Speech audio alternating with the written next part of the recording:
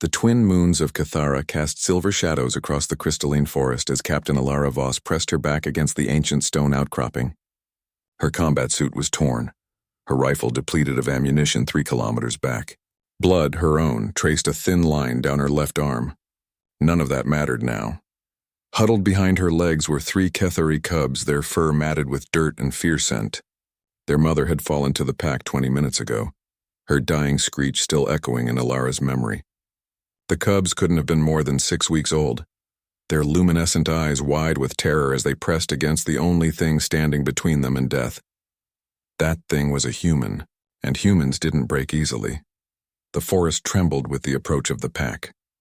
Tharn emerged first from the crystalline undergrowth, his massive form rippling with corded muscle beneath midnight black scales. He stood nearly 3 meters tall, an apex predator that had dominated Cathara's food chain for millions of years before the first human colony ship had even left Earth.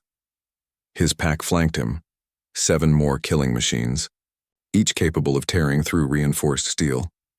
Tharn's head tilted as his triple-pupiled eyes fixed on Alara. In the universal language of predator and prey, he read her stance, her injuries, her exhaustion. She should run. She should abandon the cubs and flee. Every survival instinct in the galaxy demanded it. Instead, Alara Voss stepped forward. She planted her boots wide and raised her arms, making herself larger.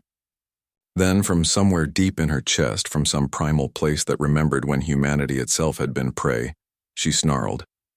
The sound ripped from her throat like tearing metal. It was not the polite sound of civilized spacefarers. It was the sound of Earth, of ancestors who had stared down saber-tooths and cave bears, of a species that had clawed its way to the top of the food chain, not through strength or speed, but through sheer bloody-minded refusal to die. Tharn stopped. His pack stopped. For a moment, the forest held its breath. Alara snarled again, louder, her lips pulled back to expose her omnivore's teeth. She knew what she looked like, small, weak, soft-skinned. But she also knew something the pack didn't. Humans were persistence hunters. Humans were pack tacticians. Humans were the species that looked at the impossible and said, "Watch me." She grabbed a jagged piece of crystalline rock and hurled it at Tharn's head. It shattered against his scales, drawing no blood but making a statement. She bent and grabbed another, then another, her movements aggressive, territorial. The cubs behind her whimpered, but she didn't retreat an inch. "Come on," she roared in standard. Though the pack couldn't understand the words, they understood the tone. "You want them? You go through me first." Tharn's pack began to circle, their hunting instincts taking over. They'd done this 1,000 times, surround, separate, strike. But Alara had studied Cathari pack behavior during her 3 years on this world. She shifted her position, keeping the stone at her back, forcing them to come at her from the front where she could see them. One of the pack lunged. Alara moved with the desperate speed of an adrenaline-flooded human. She drove the crystalline shard into the creature's eye as it snapped at her. It shrieked and recoiled, black blood streaming. The pack hesitated again. Humans were prey. Prey didn't fight back like this. Tharn studied her with new wariness. His pack was confused, their attack patterns disrupted by this small creature that refused to behave correctly. She should be running. She should be dead. Instead, she stood bleeding and defiant, her chest heaving, her eyes locked on his with a ferocity that spoke of something his species had never encountered. Alara knew she couldn't win. Not really, but winning wasn't the point. Surviving the next minute was the point. Then the next. Then the next after that. Humans were champions of just one more minute. They'd survived ice ages and plagues and the vacuum of space itself on that philosophy. She bent down without taking, her eyes off Tharn, and felt behind her for the cubs. Her fingers brushed soft fur. They were still there, still alive. That was enough. "You know what the difference is between you and me?"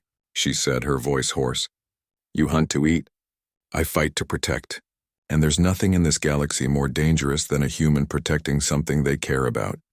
Tharn's nostrils flared, reading the chemical signals of her determination. Something in his ancient predator brain recognized a truth. This prey was willing to die here. Not just willing, eager. She would take at least one more of his pack with her, maybe 2. The cubs weren't worth that cost. He let out a low growl and backed up a step. His pack looked to him confused. The wounded one still writhed, pawing at its ruined eye. Tharn growled again, and slowly the pack began to withdraw. They melted back into the crystalline forest, their confusion palpable in their body language. Alara didn't lower her guard until they were completely gone. Then and only then did her knees buckle. She collapsed against the stone, her entire body shaking with exhaustion and fading adrenaline. Behind her, the 3 cubs crept forward. The largest one, barely the size of a house cat, pressed its small head against her wounded arm. A rumbling purr vibrated through its tiny body. Alara laughed, the sound half-sob. "You're welcome, little ones." As dawn broke over Cathara, painting the crystal trees in shades of gold and amber, Captain Alara Voss sat bleeding and victorious. Somewhere in the distance, a rescue beacon finally activated as her squad located her signal. She'd stood her ground. She'd protected the defenseless. She'd snarled like a beast and made predators think twice. She'd done what humans do best: survive, protect, and refuse to give up, even when the odds said they should.